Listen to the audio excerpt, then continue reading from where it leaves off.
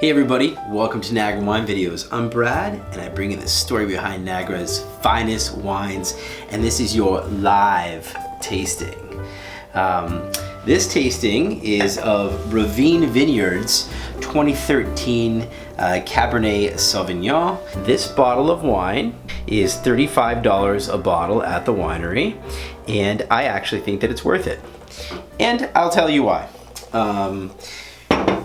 Cabernet Sauvignon. Most Cab redheads, I like to call them, they like the big, full-bodied, big tannin Cabernet Sauvignons, mostly like from California. There's Italian, Mediterranean type style wines. But Cabernet from all over the world favors hot climates. In Niagara, we have a cool climate, okay? So you're never gonna get those big, brash Cabernet Sauvignons. But what you do get is you get more finesse. You get a medium body instead of a full body, which this one is. It's a medium body. Plus you also get recognizable tannins that are quite suave. And what I mean by that is they're smooth on the palate, but you can still have that drying sensation that you get from classic cabs, right? So 2013, not a very hot year in Niagara. The grapes still reach their phenological ripeness as they did in 2012, but it didn't get the sunshine, right? So in my mind, 2013 is more favorable towards wines like Pinot Noir, Gamay. However, for Cabernet Sauvignon and Cab Franc and Merlot, the Bordeaux grape varietals, in 2013, what it did was produce wines that are immediately approachable. And that's why I like 2013. At first, I was like everybody else. Forget about 2013. I'm going to buy all the 2012s I can. The problem with the 2012s is that you can't drink them right now.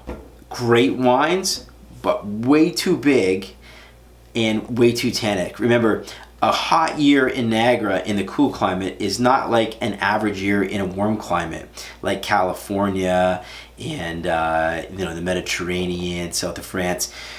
Those wines made year after year in those hot climate, they're almost used to it, so they make them in a way that, yeah, you get these big tannins, but they're also very lush and approachable early on, where I think when we have hot vintages, we don't know what to do with them. So we're more like Bordeaux. They're very tannic and very unapproachable in the beginning. You get these metallic tastes and these, almost like you're licking charcoal, or, they're just not very pleasant in the beginning. They do develop into these great wines, as we know with Bordeaux, but they're going to take some time, the 2012s. 2013, very approachable vintage. This Ravine Vineyard 2013 Cabernet Sauvignon proves that point very well. So, and also in the cool climate, you also get fragrances that you're not going to get in like California or the Mediterranean. This gives you like almost Chilean type smells. What I mean by that, it's very herbaceous. So you get like some green bell pepper in there, almost like jalapeno notes. But you get like smoky vanilla oak, like you do. That's a recognizable note of Cab Sauvs, from the barrel aging. Blackberry cassis, that's also in here. But it's also got that herbalness to it. So it's a really classic, cool climate Cabernet Sauvignon, and I just love it. I also must point out, before I finish this video, that the best Cabernet Sauvignon I've ever had from the Niagara Peninsula is a 2013, and it was from Pondview. It's not released yet. It will be released, and it is incredible in every way. Drinks, amazing. I prefer it over the 2012. I'll just hands down say that. If I have them both in my cellar, I've tasted them both side by side. 2013 is really special. I think I'm definitely going to buy a case of that.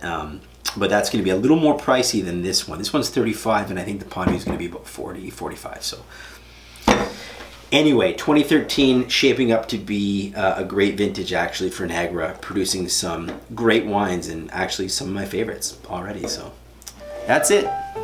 That's your live tasting. Cheers.